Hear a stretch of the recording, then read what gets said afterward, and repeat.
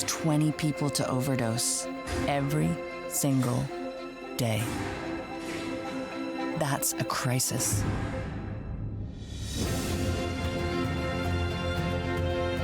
Donate to help CAMH face addiction head on. Our immersive 360-degree coverage right here takes you deeper inside the National Hockey League. Monday Night Hockey, it's all about debate, conversation, analysis, and mostly having some fun watching the game. Rogers, Monday Night Hockey on Sportsnet. Are you here for the full 60 minutes? I'm here for that, and maybe some overtime. Sportsnet Plus. Stream live games, NHL highlights, and more. Sign in with your TV service provider or subscribe at sportsnetplus.ca.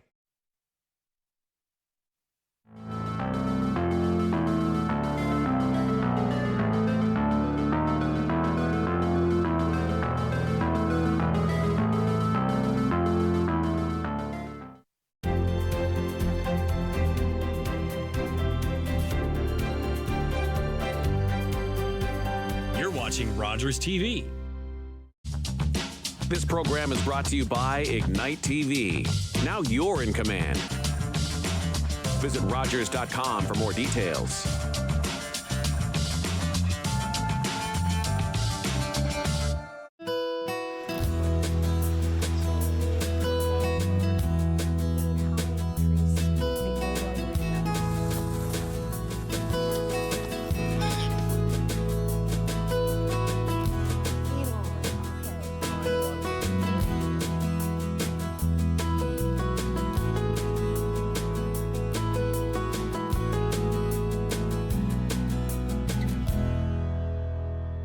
Welcome to Wandering Grey Bruce. We have ventured north of Wyerton about 30 minutes today, and we are at the east side of the peninsula on the Georgian Bay side.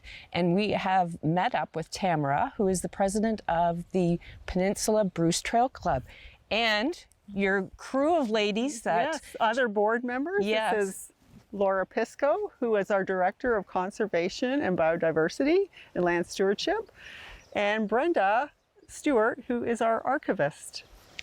You guys have an amazing group here. I've been following you on Facebook, and you have put together a lot of really neat ventures here at this section of the Bruce Trail, which I didn't realize until I got looking. It's the longest footpath in Ontario.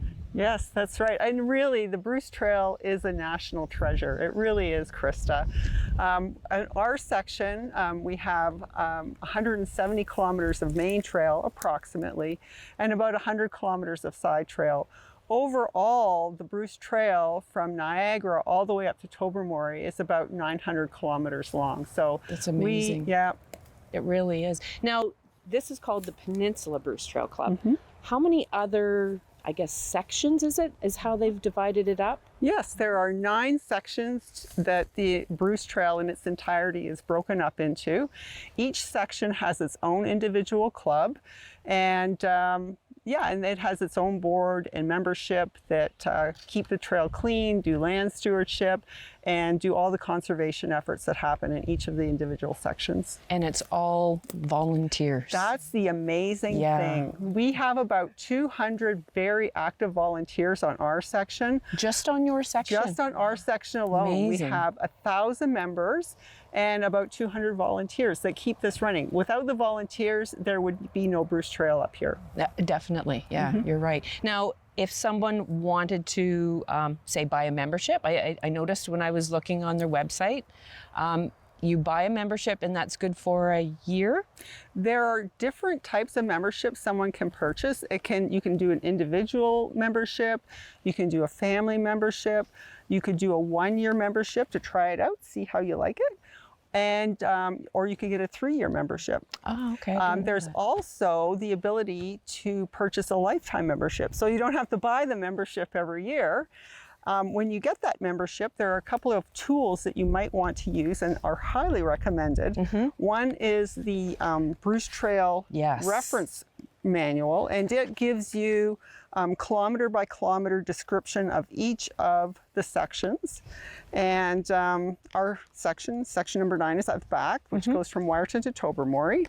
It tells you a little bit about the types of flora and fauna that you could encounter. It talks about some of the First Nations significant cultural areas that you could come across as you hike the entire trail. If you're interested in membership, each of the clubs has a link to the Bruce Trail Conservancy main website, and they are the ones that actually issue the membership. When you get your membership, you can select, I think it's 2 or 1 free club that you can associate yourself. So let's say you wanted to hike the Peninsula section. Yes. You would get a free membership to the Peninsula Club, which then gives you access to all of our communications. It lets you know if we're doing a club end-to-end, and we have several club end-to-ends going on right now. And it just lets you know some of the events that are happening. Because one thing I really want to say is that we're not just a hiking club. We have family events. We do some work.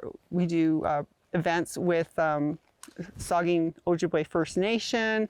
We do events with the national park, the provincial parks, and different community groups. So we're very much a community organization up here, and we have lots of diverse activities going on. Very nice. A very community focused thing. Now, you mentioned the book is going to be updated. Yes, the book is going to be updated hopefully by the end of September, and this is issued by the Bruce Trail Conservancy. Another tool to use when you're planning your hikes is the Bruce Trail app. Now, the Bruce Trail app is updated typically within 24 hours because the trail itself is dynamic and changes all the time. So that would be another tool to use when you're planning your hikes. Wonderful, wonderful. Now, Laura, you have a few things going on here behind us that you guys are pretty excited about. Yeah, very excited. So actually in the reference guide, there is a section on the flora and fauna here on the peninsula. And we're standing on a very interesting spot, which is quite typical actually of the peninsula. You can see the barren rock, limestone rock that's covered with sedum. And something that's very important that a lot of people know about in Canada now is the milkweeds. The milkweed. So we're on the migratory path for the monarch butterfly, and what's happened over time, and Brenda will tell you more about this, there was extensive logging. Back when everything was made out of wood, the people came and logged all the forests. So where you see a huge field behind us right now was originally woodland. But a positive thing about that meadow is that we have some of the endangered birds that have taken up residence here. So bobolinks and meadowlarks, for example.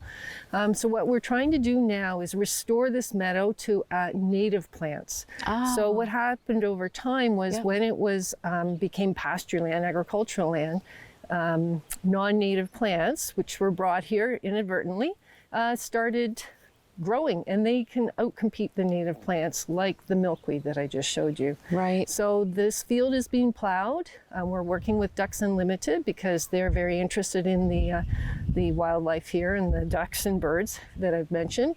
And it's being plowed, and it'll be seeded with native plants. It'll grow back, and then what happens is in a couple of years we do something called a slow burn. Right. So native plants actually have roots that are like meters long. So when you do a slow burn, all the non-native plants actually get killed off because their roots typically are not as deep, but the native plants actually continue to live. So that'll be a process that's undertaken for quite a few years actually, until we get back to a native meadowland. Wow. Huge management plan that you've got scheduled or in the progress with this property. Yeah. And Brenda, we're going to go look at some cool sites where there's been some logging done, and you're going to tell us a little bit about the history on the way to the most scenic lookout that's on this spot. There's lots to tell, so let's go. Fabulous.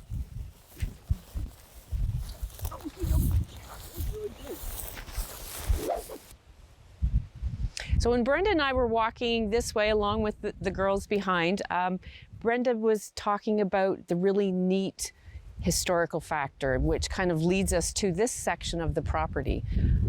Logging was huge. Yep, you have to remember this was probably the last section of Ontario that was opened up to settlers. Prior to 1856, and there was an auction of land for the southern townships, Lindsay was actually not opened up for settlement to sell the lots until 1870. And until 1871, the road had not even reached the southern end of Lindsay Township. So most of the original lots that were sold in Lindsay Township and north in St. Edmunds were sold to speculators, lumbermen, timber barons, because at that time in the late 1800s, there was a incredible demand for lumber, for square masts for England, for building, for sawn logs, etc. And the Bruce Peninsula was covered with huge stands of pine, which they wanted for the squared timbers. So the first individuals, other than the First Nations, who occupied obviously here for millennia prior to that, were the logging companies. A lot of the settlers didn't move in until late 1890s after the logging companies were finished. Between 1860, 1870, when the logging started, until approximately 1914, it's estimated that they removed every merchantable stick of lumber was gone from the peninsula. And that, of course, led to a lot of slash, a lot of branches left on unusable bits of the timber that they were taking down. Caused numerous fires throughout the peninsula. A lightning strike could set off a huge forest fire. So the largest forest fire obviously was in 1908, when most of St. Edmunds Township and half of Lindsay Township burned. Yeah, and I've read that in the books, and it would just be devastating because families were at poverty levels then, you know, working at sawmills, trying to put food on the table. Yeah, and because there's very little, the land up here wasn't very good for agriculture. There was tremendous pressure for the government to settle all the immigration that was coming in from Europe. So they were trying to encourage people to come up here and start farms, etc. But the reality was, after the lumber was gone and the fires had their way, there wasn't a lot of topsoil left on the limestone escarpment. So a lot of the settlers were in very poverty. They worked in a lot of the lumber camps just to make ends meet. So it's the relationship between the lumber industry and the settlers coming in is quite contorted and sad. Because when they left, there wasn't much left. There wasn't much left, no.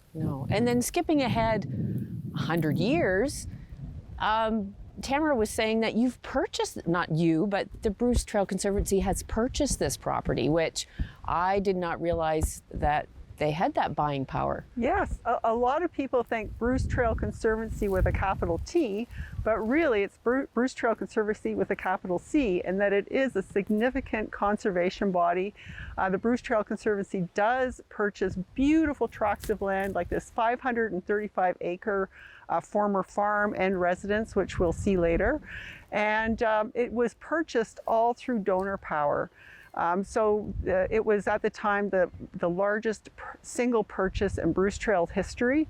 And it's now called the Maple Cross Nature Reserve at Cape Chin, and it's part of the Maple Cross portfolio of nature reserves right across Canada. And now this new project that you are kind of the project manager of, the tree planting that's been going on here, you can see all the little stakes, and I called it tubex, but it's more like a net.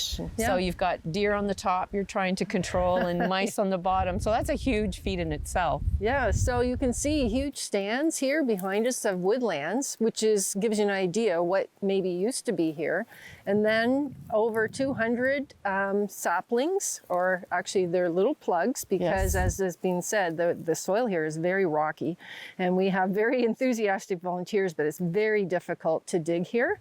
And that's what the farmers found when they were here too.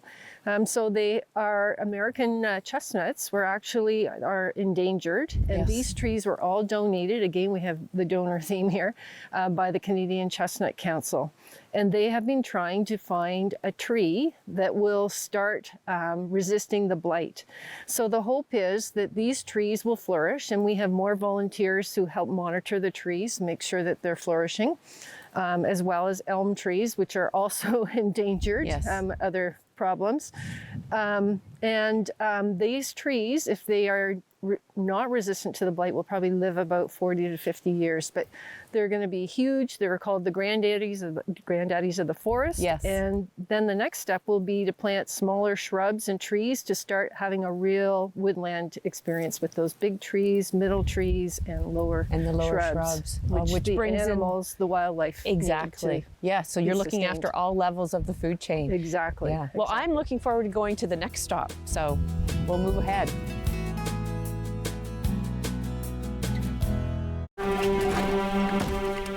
I don't care what the law is. I will never be a slave. That word, I hate it. It rests on my tongue like rot. Peter, how does it feel to get paid for your work? There are rumors freedom's coming for us all. Freedom, you know that's all I want. Chloe, careful. Real men would rather sell you across the river to America than let you go free. Then I'll run. I've run before. Maybe this time for good. Just get her into a boat. No! Chloe! Chloe, no!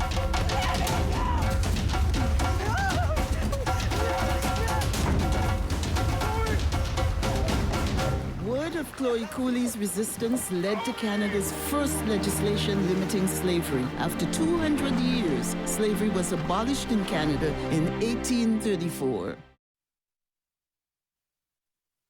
Hey, I'm Jay Crawford. And I'm Cedric Gano. And make sure you tune in on Attack Rap every week on Rogers TV to make sure you know what's going on with your own sound tech. You're watching an interesting local show on Rogers TV and you want to know more. That's when you head to rogerstv.com. Our website provides more information about our programs, our hosts, our schedule, and about how you too can get involved with Rogers TV. Visit us online at rogerstv.com.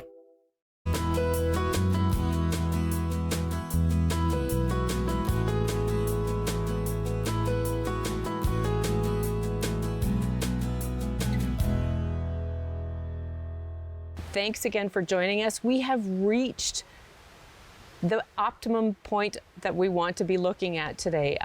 And Tamara, we have picked up a guest on the way through. Yes, there are many different new relationships that we're exploring with the Bruce Trail, particularly with our First Nations traditional landholders. Right now, the Bruce Trail, the Peninsula Club is honored that we have Jana Shigano, who is a member of Saugeen Ojibwe Nation, has joined our board and helps advise us on how to navigate these new relationships that we're having with our First Nations, with First Nations partners. Jana sits on our board as a First Nations and Indigenous advisor. So when we're wondering about proper ways of approaching communications or showing the adequate respect, Jana's a great sounding board and helps us determine how to do that properly. Wonderful. Well, welcome.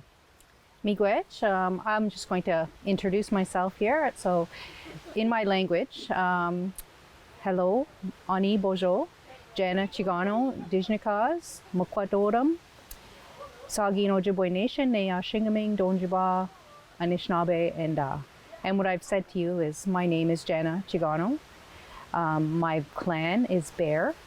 I am from the Saugeen Ojibwe Nation, Nea Shingaming, or Cape Croker community, and that I am Ojibwe. Thank you so much for coming. I have a lot to learn, so thank you for coming. I just have a quick question though. When we were coming in, Tamara, we've seen some really cool things coming in.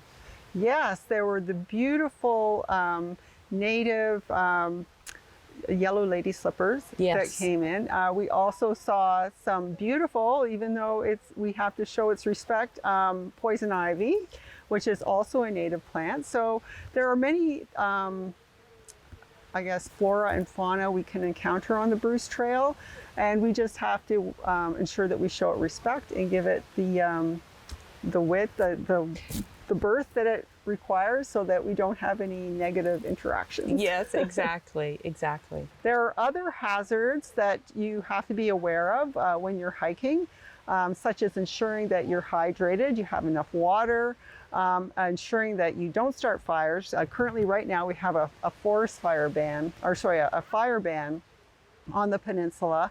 And be aware of water dangers. The water is very cold. It looks blue and beautiful, but sadly people get in trouble out on the water.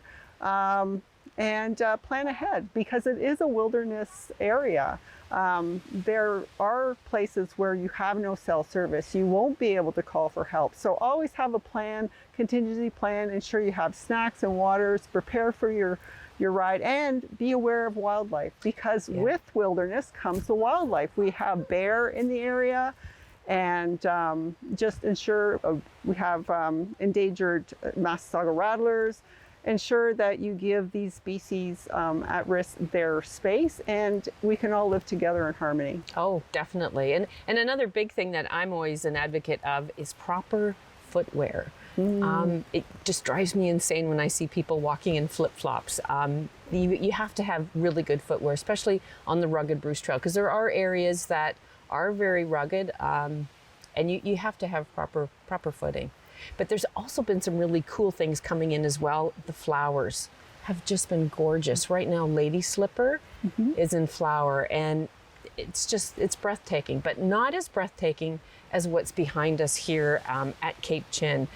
If we could see, there is a bit of smog here today because of the forest fires that are going on in Quebec and Northern Ontario.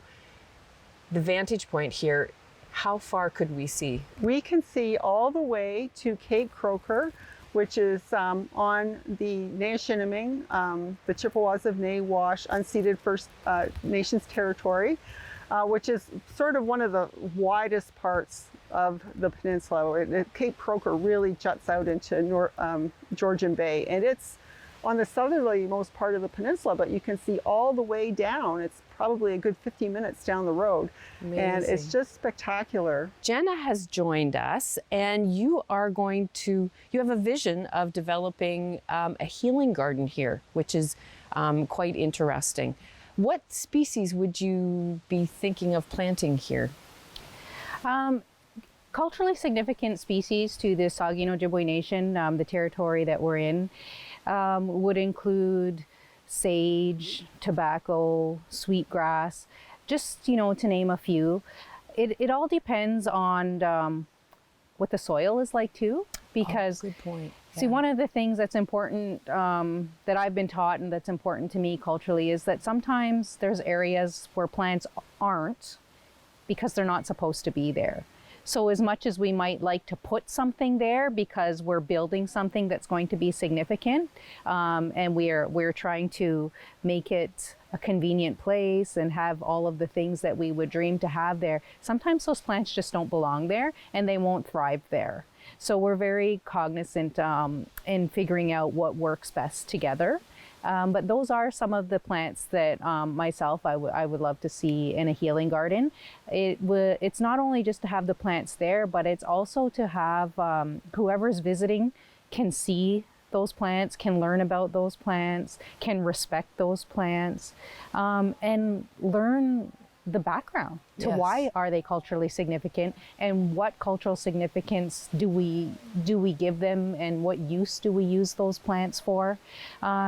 So that all goes into your learning and your reflection when you're visiting this place. That I can just imagine like a healing garden has so many different perspectives to everybody. Everybody who visits it is going to have a different perspective, and those species of plants are just one element of it. But there's so many layers and so many, so much depth to what people can get out of a space like this. So really happy to see that these are coming along and that we're working with our First Nation and Indigenous partners along the trail to bring these places here. Yes. To make our histories and our cultures known to visitors of the Bruce Trail. Like the amount of people that go through the trails without ever knowing that they're walking through somebody's traditional territory. Yes. We want to create that awareness And we want to not only let them know that that's what they're doing, but to provide spaces where they can stop and reflect on that and learn.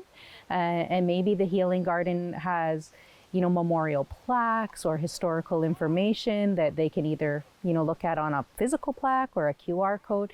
Just where I'm coming from right now is helping to build awareness, helping to bring education to the people who want to learn it, and doing it in a way that is respectful of people's levels of comfort, learning these histories, and also respective of people's comfort of sharing those histories. Because there's a lot of, it takes a lot of courage sometimes to share your history when, you know, there's been a past that is, you know, let's be honest, that hasn't been very nice in terms of First Nation and Indigenous relations with the Crown in these areas. So building on those elements of trust, of truth, of respect, that's something that I see these gardens really being a nice start to those journeys. We hear the word reconciliation a lot these days, reconciliation with First Nation and Indigenous people, and that word can mean a lot of things to a lot of people. Yes. And coming to a place like this, a healing garden, that's a place where people can reflect on what that word means to them and what you do with that meaning. It's nice to say that word and nice to say this is what it means to me, but there's also an action there. So I would love to be able to see that one of those actions, not just from First Nation or Indigenous people that practice their cultural beliefs, but from others who want to learn and respect those beliefs as well, that this is a place where, you know, you can come for comfort, for spirituality, for connection, and where First Nation and Indigenous people, and anyone for that matter who wants to learn those practices, can feel safe and comfortable and respected to practice those things here, such as like the laying down of tobacco and meditation or prayer, that this is a place where it's welcome and it's never going to be, you know, somebody's never going to look twice when they see somebody doing it. Yeah. This is a place for that. And the more awareness that we bring using places such as this, I believe it's ground level grassroots that helps those messages spread, that they come from the bottom up. And providing spaces like this right out there in nature is one of the best experiences that we can do. It'll always be 100% better than a slideshow or an internet training. You know, exactly. We want people on the land. Yes, and here, you can't get any closer to nature with the water, the tree, the land. It just all comes together here, and it's the ideal place for that education right here. It is a spectacular view. And have you had any financial assistance in establishing the gardens? Like, is this something that's going to be planned in other sections? The Bruce Trail Conservancy, being the owners of the land, is working with Plenty Canada, which is a First Nations and Indigenous body that has approached the Bruce Trail, or Bruce Trail has approached them and said, hey, we have this spectacular piece of property. It's a thoroughfare on the main trail, and this would be a beautiful place. It's often referred to as the gem, one of the gems of the entire trail. We would like to share this space with you, and let's make it special together.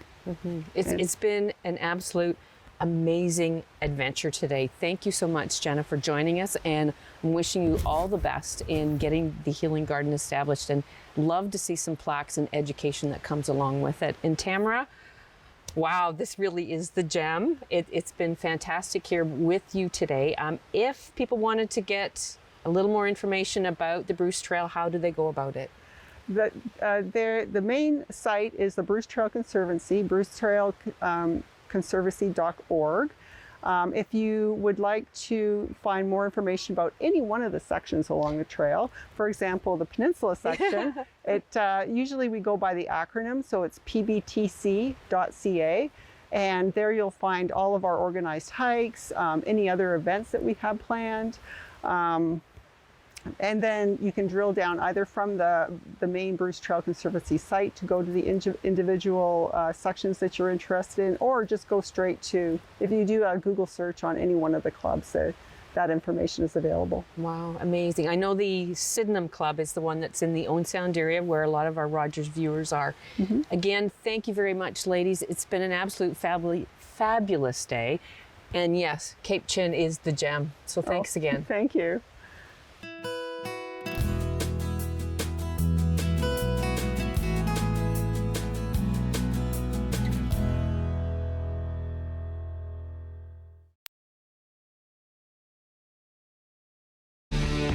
Connect with us by visiting our website or email us at comments@rogerstv.com.